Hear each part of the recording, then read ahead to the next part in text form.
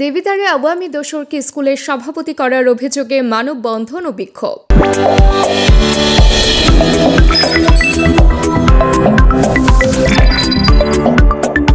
কুমিল্লার দেবিদ্বার উপজেলার মোহনপুর উচ্চ বিদ্যালয়ের অ্যাডহক কমিটিতে স্থানীয় বিএনপি নেতা ও সাবেক 3 বারের ইউপি চেয়ারম্যান শহীদুল ইসলামকে বাদ দিয়ে আওয়ামী লীগ নেতার ছেলে বুয়েটের শিক্ষক খোরশেদ আলমকে সভাপতি করার প্রতিবাদে সাবেক শিক্ষার্থী, অভিভাবক এবং স্থানীয়রা মানববন্ধন ও বিক্ষোভ করেছে।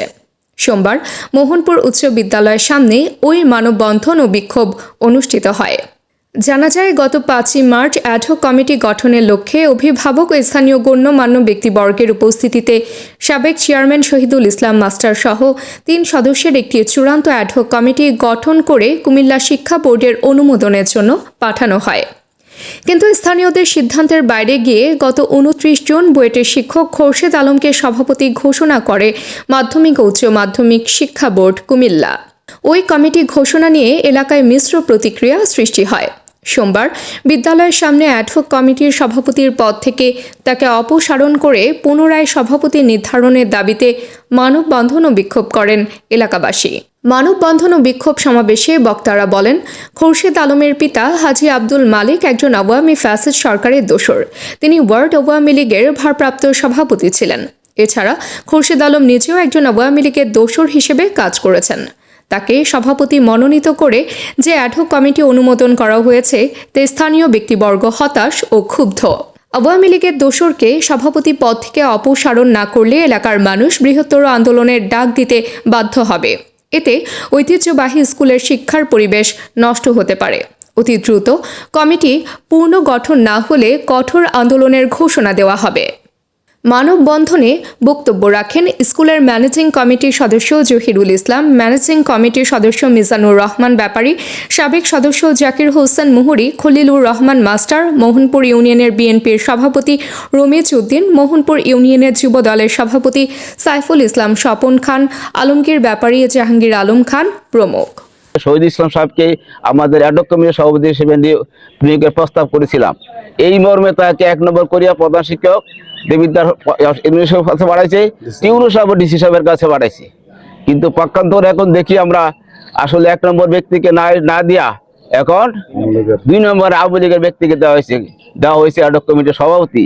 এই জন্য আমাদের এলাকাবাসী ক্ষুব্ধ এবং এরা তীব্র প্রতিবাদ জানিয়ে এই স্কুলে উন্নতি করার জন্য অথবা দেশের এলাকার শান্তি শৃঙ্খলা রক্ষাতে তাকে অতি বিলম্বে তাকে অপসারণ করা দরকার। আওয়ামী লীগের দালালদের মতো মানুষ ঐতিহ্যবাহী মোহনপুর উচ্চ বিদ্যালয়ের সভাপতির দায়িত্ব পালন করবে, সেটা আমরা এলাকাবাসী হিসাবে মেনে নিতে পারি না।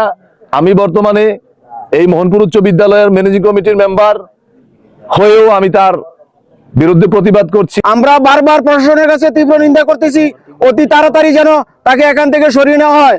আওয়ামী লীগের কোনো সন্তান যেন মোহনপুর উচ্চ বিদ্যালয়ের সভাপতি হতে না পারে। তিনি আওয়ামী লীগের সার্টিফিকেট নিয়ে এবং বুয়েটে চাকরি নিয়েছে এবং সে প্রতিবন্ধী ভাতা পায় এবং প্রতিবন্ধী ভাতা নিয়ে সরকারের দালাল হয়েছে। আমরা এই আওয়ামী লীগকে চাই না এবং এই সভাপতিকে আমরা বিদায় দিতে চাই।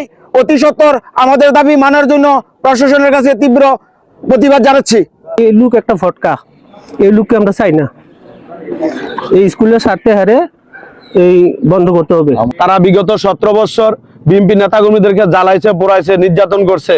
এখন আবার এই সরকারের আমলে আইসা এখন আবার ওরাই জায়গা নিতেছে। আমি প্রশাসনের দৃষ্টি আকর্ষণ করে বলতেছি যেন এই সমস্ত কাজ থেকে যেন তাদেরকে বিরত করা হয়।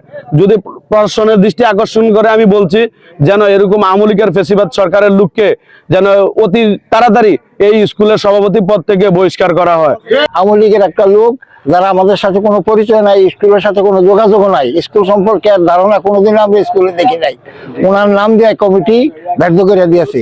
এই কমিটি বাতিল করার জন্য আমরা মানববন্ধন করলাম, এই কমিটি যেন বাতিল করে দেওয়া হয়।